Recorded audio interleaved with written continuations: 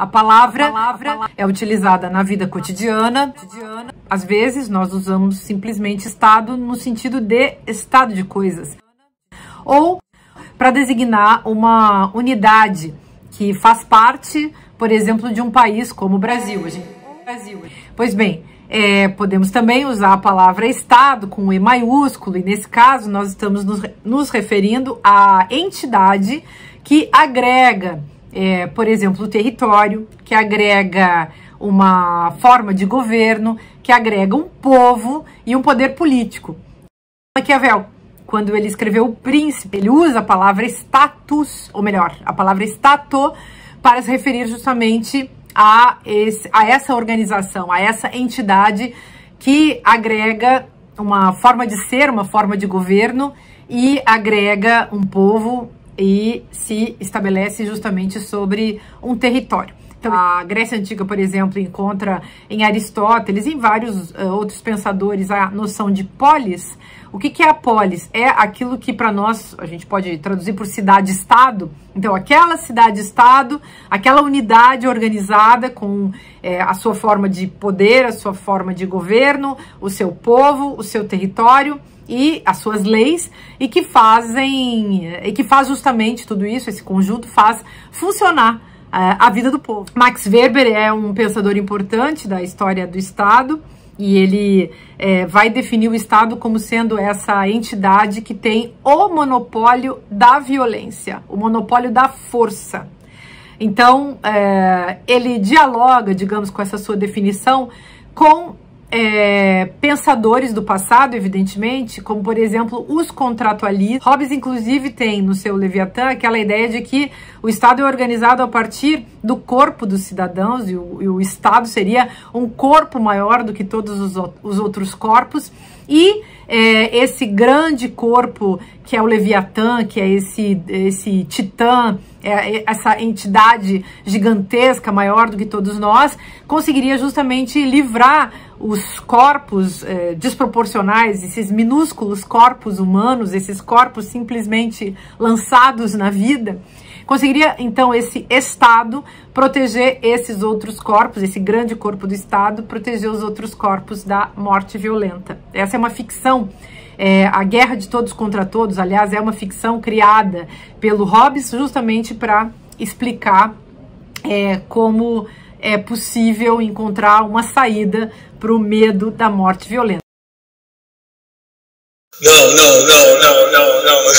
Não é nada disso que ela falou, entendeu? A única coisa que ela falou aí, ela falou interessante aí, que foi um pouco também da explanação a respeito de Maquiavel. De fato, Maquiavel inaugura como é que eu posso dizer, esse entendimento da importância do Estado coeso, do Estado representado, né, do Estado organizado, e também falou a respeito de Weber, né, não me lembro a obra, mas eu tive oportunidade de ler também, que ele fala desse Estado como o legítimo, né? Seria como se fosse uma extensão da ideia de Tim Hobbes no Leviatã, que ela também mencionou aí, o Estado como sendo o monopólio, tendo o monopólio da força, né? Mas o que mais me espanta desse depoimento é justamente o de não perceber que é justamente esse Estado que se coloca através do medo, né? Então você faz colocando assim mais em prática para ficar visível, assim como na Coreia do Norte, que se coloca que nada mais é do que um governo misto, né, em que casa aí Hobbes, Novos, também Maquiavel, né, desse Estado forte que aterroriza essa população e no caso dela em particular, colocando medo com relação ao fascismo, nazifascismo,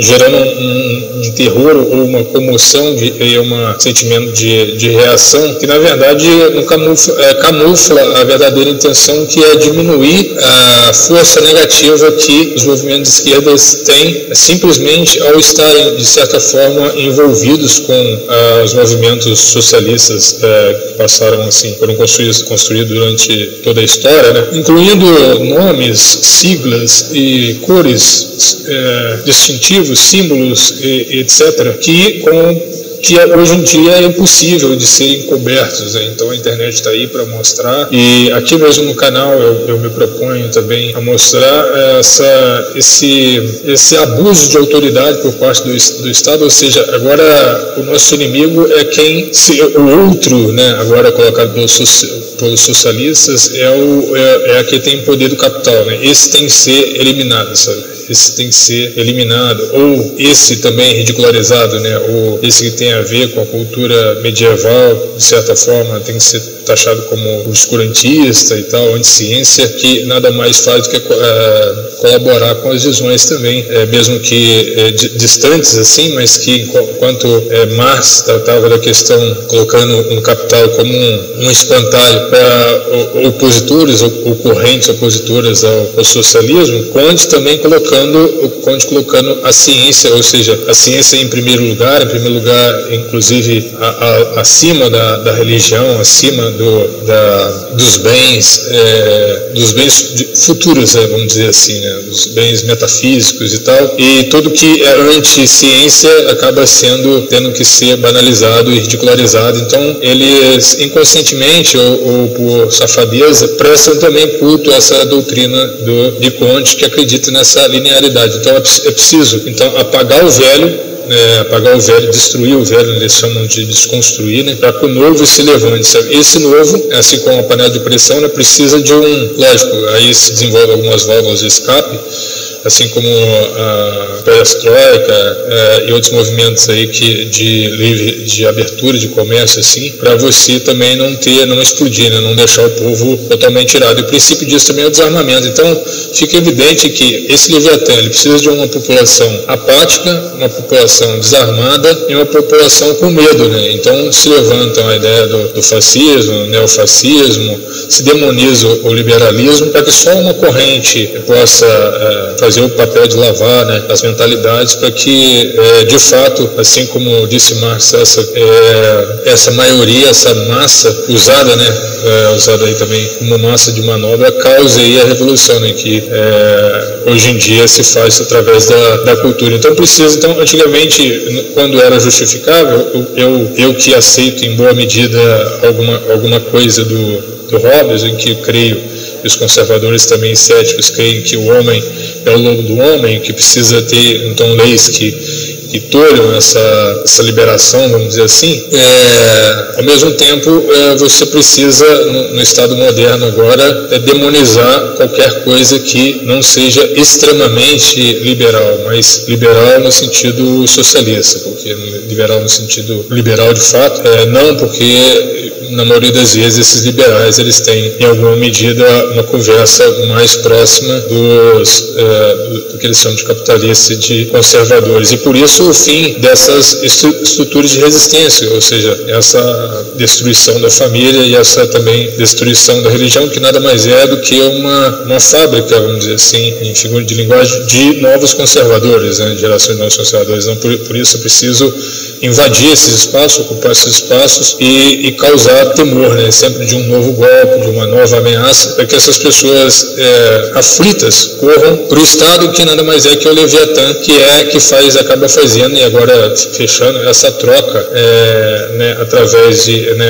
a segurança, né, então você tem uma certa igualdade, né, mas você não tem a liberdade. Então, o que era antes muito mais evidente, né, através da segurança no estado de guerra efetivo na época do Hobbes, hoje em dia se faz com relação à economia. Então, o capital assumiu o aspecto que antes fazia essas nações, né, esse capitalismo selvagem comparado às nações selvagens que invadiam as nações bárbaras, capitalismo bárbaro, e precisa desse Estado grandão, esse Estado que promove a paz, mas em troca das consciências, em troca da verdadeira liberdade, né? Então essa daí, e ser de direita e de esquerda está muito mais voltado a isso, sabe? A quanto que você se garante ou através dessa busca pessoal, ou quanto você entrega, né, aos cumprimentos aí do Estado. Isso quando ele cumpre, né? Então, assim, o ato de fé, né? O ato de fé máxima. Então, assim, além de tudo,